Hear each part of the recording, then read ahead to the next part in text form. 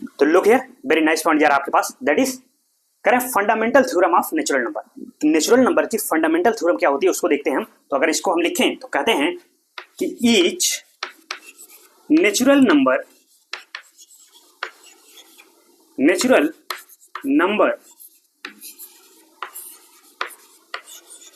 Can be written as in terms of prime numbers।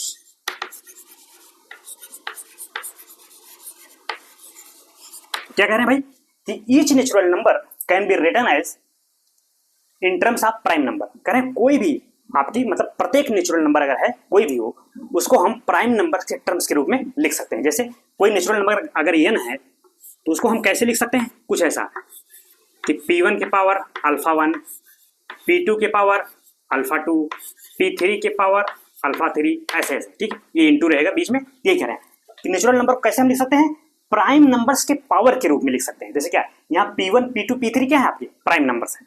भाई prime number का मतलब कौन, वो नंबर्स जो 1 से डिवाइड हो और स्वयं से डिवाइड हो, ठीक है। जैसे क्या 2 है, 3 है, 5 है, 7 है, ये सब क्या है 11 है, ये सब प्राइम नंबर्स है। वही कह रहे हैं कोई भी नेचुरल नंबर हो उसको प्राइम नंबर्स के पावर्स के रूप में लिख सकते हैं। देखो ये p1 की पावर अल्फा 1, p2 की पावर अल्फा 2, p3 की पावर अल्फा 3।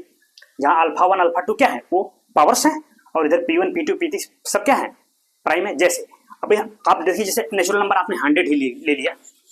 अब 100 को हमको अगर इस फॉर्म में लिखना हो प्राइम नंबर्स के पावर के रूप में तो क्या होगा, 100 का जब आप एलसीएम लोगे तो वो यही आएगा, 2 के पावर 2 जाएगा और 5 के पावर 2। देखो भाई 2 इंटू 2 कितना हो 4 और 5 के पावर 2 25, तो 25 इंटू 4 कितना हो जाएगा 100 हो जाएगा। तो देखिए जहाँ 2 और 5 क्या है प्राइम नंबर्स हैं और देखो प्राइम नंबर्स के पावर्स के रूप में हमने लिख दिया।